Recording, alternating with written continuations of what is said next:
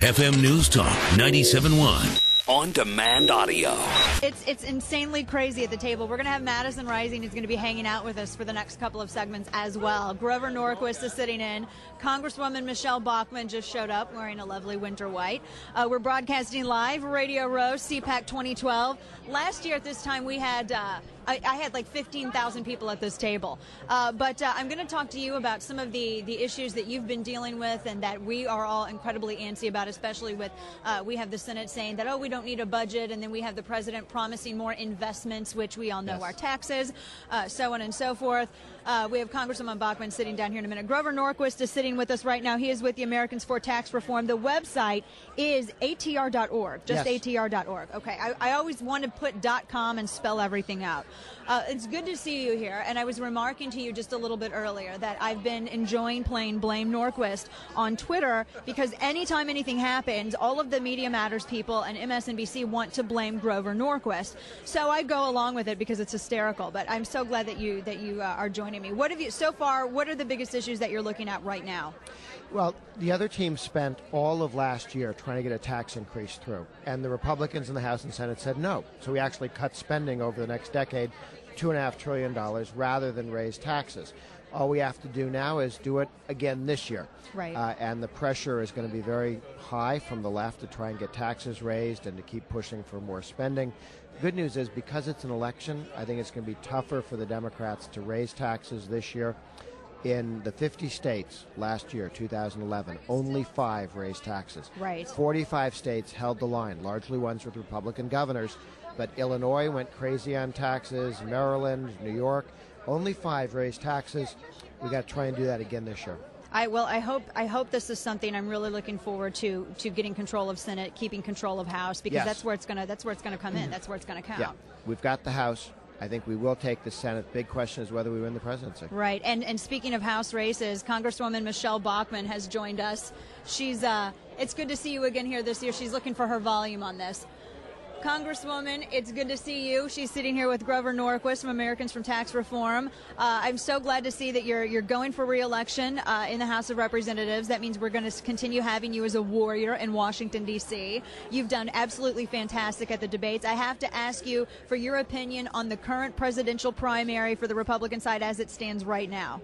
Well, I think it's very clear that the people haven't made up their mind yet about who the nominee is. It's almost like there's whiplash that goes back and forth, but it's very clear they don't want Barack Obama, but they haven't settled yet on which candidate will be that standard bearer. It will come up, and I am the only one of the presidential candidates, former candidates, who hasn't made an endorsement, because what I want to do is help serve as a voice to unify the party, to bring the evangelicals, the Tea Party, the establishment, the independents, the disaffected Democrats.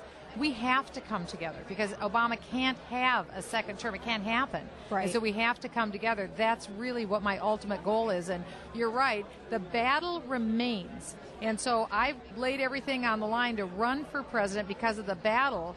And so I'm running for the House of Representatives because the battle remains. It's just a different perch. Right. And so I'm happy to continue fighting that, but I will, in all likelihood, have an extremely tough race because Democrat judges are now writing the redistricting maps. And what they couldn't do with $20 million, they're going to try to do with the stroke of a pencil. Now I know so it's going to be very difficult. I know we're all cut for time, and I'm going to talk to Grover more as well. I have to ask you this question before I let you go. Have you ruled out a future White House race? Are you looking perhaps at 2016 or? You know, what I'm looking at is my ambition is for our country. I'm serious. That is not schmaltzy. That's what I mean. That was my heart. That's why I did this. This was the hardest thing I ever did running for president. The men would tell you the same thing. It's the hardest thing. You don't do this lightly. And so I'm not looking at my own ambition. I am looking at the country. I truly believe this is the last exit ramp for America. We have to get it right in this one. We will be so different in 2016. So this is my focus. It isn't political ambition. It's about making sure we do the right thing. That's all I care about right now. Well, you've been a warrior for us in Congress, and you've been the strongest defender in Congress of the grassroots, and I really appreciate that because we've taken a lot of fire. And well, I'm chair of the Tea Party caucus, and we will continue to bring that strong voice of the people to Congress. It's got to be heard. Yeah, thank you so much. God bless you. God bless you. Good to see you. Good to see you as well. Thank you. Grover Norquist is here with us. I'm gonna tie Grover to the chair. We're gonna keep him here as long as possible because this is the thing that's going to break the economy's back. What we keep hearing from the president, even in his State of the Union speech, was more investments, and I can't help. I studied this in college, what Japan went through in the 90s. I feel as though what Greece is going through right now. Yep. I feel as though that we are right on that cusp of just a dramatic downturn, and it's going to be because we are not able economically to sustain the quote-unquote investments that this administration keeps pushing out there. And what is ATR doing to fight back against that?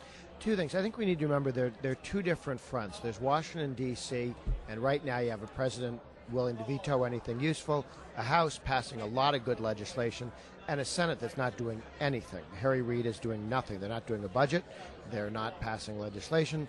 But at the state level, in 50 states, we're making real progress in Wisconsin, right, in Ohio, in Pennsylvania, Wisconsin, in Florida. Definitely. So each of those, they're bringing spending down compared to what it had been. We're beginning to turn the states around.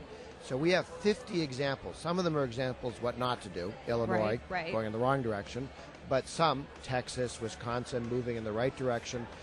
And it does show how quickly you can turn things around if you stop spending so much money, stop raising taxes, and have a little less regulation. Right. Grover Norquist, ATR.org. Always a pleasure.